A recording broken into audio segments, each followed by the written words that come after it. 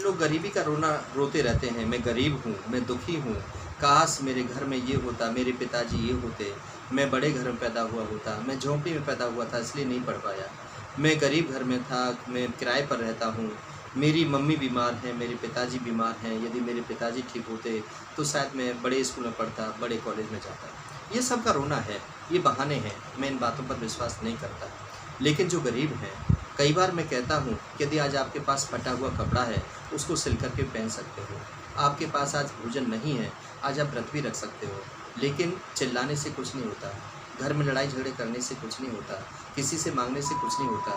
यदि आप किसी से मदद मांगते हो तो कोई फ्री में नहीं देता आपको, उसके बदले में पता नहीं वो क्या आपसे डिमांड कर ले या किस प्रकार से आपकी इज्जत पर हावी हो जाए।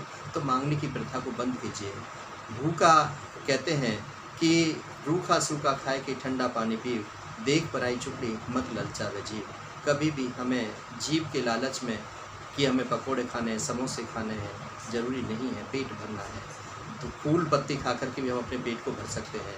और जो लोग गरीब हैं, मैं उनके ऊपर विशेष बात करना चाहता हूँ कि जो आज जिनके घर में कुछ भी नहीं है, यदि काम करने के लिए नहीं है, पास में कोई मंदिर होगा उसमें झाड़ू लगाना शुरू कर दीजिए, कोई गुरुद्वारा होगा, कोई और चैरिटी वाला ऐसा स्थान होगा, वहाँ पर आप झाड़ू लगाइए।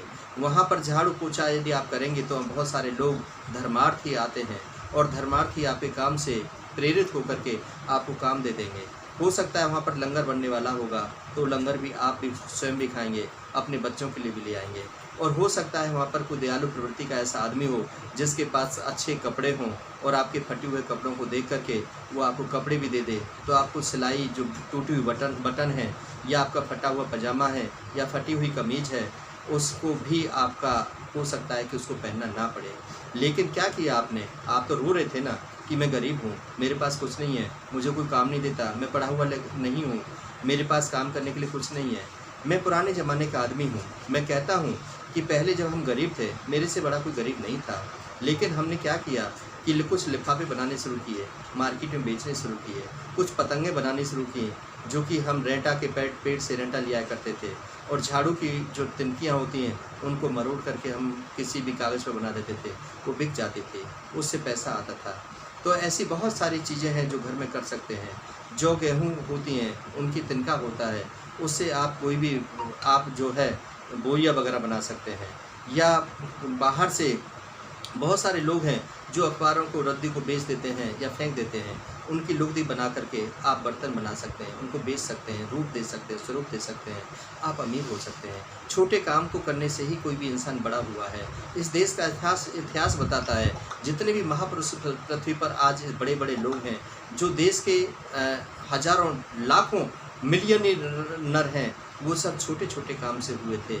ऐसे ही काम उन्होंने किए थे। आज काम करने में कोई बुराई नहीं है, बुराई है सिर्फ चोरी करने में, बहन बेटी को छेड़ने में, किसी की गलत नियत से किसी चीज़ को हड़पने में।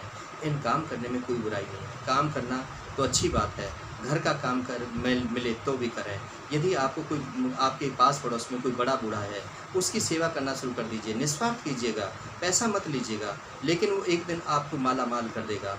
क्योंकि बहुत सारे ऐसे एग्जाम्पल हैं जो जो उनकी सेवा करता है उसी को घर मकान दुकान दे देते हैं, उसी को बैंक बैलेंस दे देते हैं, उसी को अपना मान लेते हैं, क्योंकि उन्हें अपनों से प्यार नहीं मिल रहा, अपनों से सम्मान नहीं मिल रहा, अपनों ने उनको धुतकार दिया है, वो प्यार के भूखे हैं। आप प्यार दीजिए, प्यार सम्मान कीजिए। साथियों, मैं निवेदन कर रहा हूँ, गरीबी कभी भी किसी चीज़ में आड़े नहीं आती है और गरीबी में हर समस्या का समाधान है। गरीब लोग ही बुद्धि और विवेक से काम लेते हैं, गरीब लोग ही अपने मुंह पर ताला लगाते हैं, गरीब लोग ही बड़े छोटे की इज्जत करते हैं। जो अहंकारी लोग होते हैं वो पैसे वाले होते हैं। वो बहुत ऐसे लोग होते हैं जो अहंकार में रहते हैं और वो अपने बेटे को, अपनी बहू को, अपने परिवार को कुछ नहीं समझते हैं, किसी को कुछ भी कह देते हैं और वो घर छोड़ के चले जाते हैं, वो कोर्ट कचहरी हो जाते हैं, सब कुछ चौपट हो जाता है। जितना कमाया हुआ धन होता है, जितनी बड़ी गाड़ियाँ होती हैं, जितने बड़े प्लॉट होते हैं, वो सब मिट्टी में मिल जाते हैं। साथ में मैं कहता हूँ कि गरीबी में रह करके आनंद की अनुभूति कीजिए। यदि समय मिलता है तो प्रभु का भजन कीजिए, मेडिटेशन कीजिए और दिनचर्या में जो रोज़ कर रहे हैं उनका मनन और चिंतन कीजिए। आपके कर्म ही आपके साथ जाने हैं, जैसा करोगे वैसा ही भरोगे। तो बोया पेड़ बबूल का तो आम कहाँ से खाए। यदि आपने आगे का जीवन सार्थक बनाना है तो निश्चित तौर पर इस चीज़ के बीच में मत जाइए कि मैं गरीब हूँ। ना कोई गरीब होता है, ना कोई अमीर होता है। गरीब और अमीरी आपके विचारों पे होती है। जिसके पास अच्छे विचार होते हैं वो अमीर होता है, और जिसके बुरे विचार होते हैं वो गरीब होता है, वो नर के जीवन जीता है। इन सब बातों के साथ आपका धन्यवाद करता हूँ, आपको बधाई देता हूँ, आपको साधुवाद देता हूँ। यदि आपको मेरी वीडियो अच्छी लग रही है तो उसको शेयर करने की कोशिश करना और जन जन तक पहुँचा करके लोगों को लाभार्थी बनाने की कोशिश करना। बहुत बहुत शुक्रिया, बहुत बहुत आभार। जय हिंद, जय भारत।